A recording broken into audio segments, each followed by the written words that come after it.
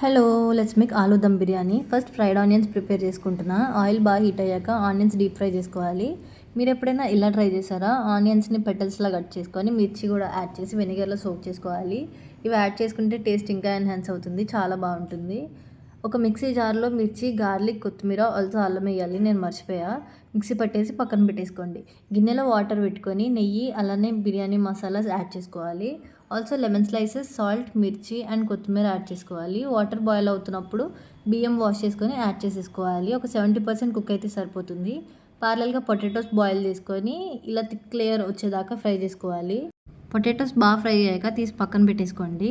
ఇంకొక ప్యాన్లో ఆయిల్ వేసుకొని బాగా హీట్ అయ్యాక ఆనియన్స్ వేసుకొని ఫ్రై చేసుకోవాలి. తర్వాత మనం మిక్సీ పట్టుకున్న పేస్ట్ వేసి పచ్చివాసన పోయేదాకా ఫ్రై చేసుకోవాలి. ఇప్పుడు స్లైసెస్గా కట్ చేసుకున్న టొమాటోస్ అండ్ క్యాప్సికమ్ వేసుకొని బాగా మగ్గించుకోవాలి. ఆయిల్ పైకి తేలుతున్నప్పుడు ఫ్రై చేసి పెట్టుకున్న పొటాటోస్ యాడ్ చేసుకోవాలి. ఆలూ దమ్ బిర్యానీనే, కాకపోతే అందులో కొంచెం ఆలు తక్కువయ్యాయి.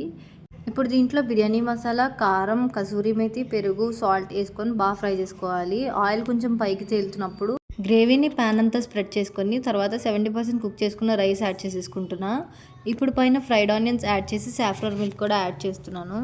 సాఫ్రాన్ మిల్క్ వల్ల టేస్ట్ ఇంకా ఎన్హాన్స్ అవుతుంది. అలానే లాస్ట్లో నెయ్యి వేసి దమ్ పెట్టేస్తున్నాను. ఒక 15 to 20 minutes దమ్ పెట్టుకుంటే సరిపోతుంది.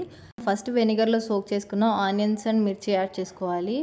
మొత్తం బాగా మిక్స్ చేసుకొని తింటే అదిరిపోతుంది టేస్ట్. మీరు కూడా ట్రై చేసి